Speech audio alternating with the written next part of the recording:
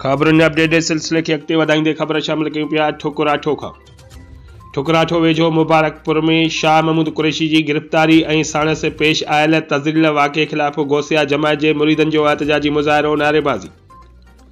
ठुकराठो वेझो मुबारकपुर में शाह महमूद कुरैशी जी गिरफ़्तारी ऐं साणसि पेश आयल तज़लील वाक़े ख़िलाफ़ गौसिया जमायत जे सवें मुरीदनि मेन चौक वटि एहतजाजी मुज़ाहिरो करे धरणो हणी सख़्त नारेबाज़ी कई।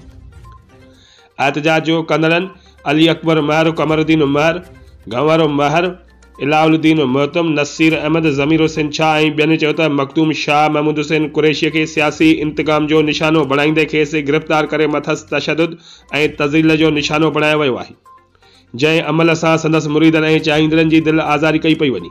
एहतजाज कंदड़नि चयो त शाह महमूद कुरैशी मुल्क जी सलामती ऐं भलाई लाइ हमेशह पंहिंजो किरदारु अदा कयो आहे, पर खेसि बिना कंहिं ॾोह जे गिरफ़्तार करणु ऐं मथसि तशदुद करणु नाक़ाबिले बर्दाश्त आहे।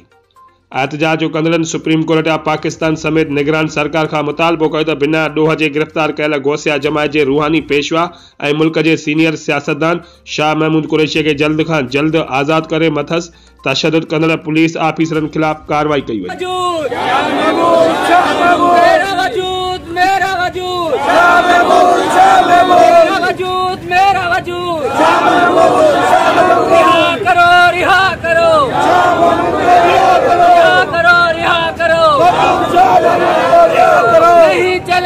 नहीं चलेगी, नहीं चलेगी, मेरा वजूद, मेरा वजूद, मेरा वजूद, मेरा वजूद, रिहा करो, रिहा करो।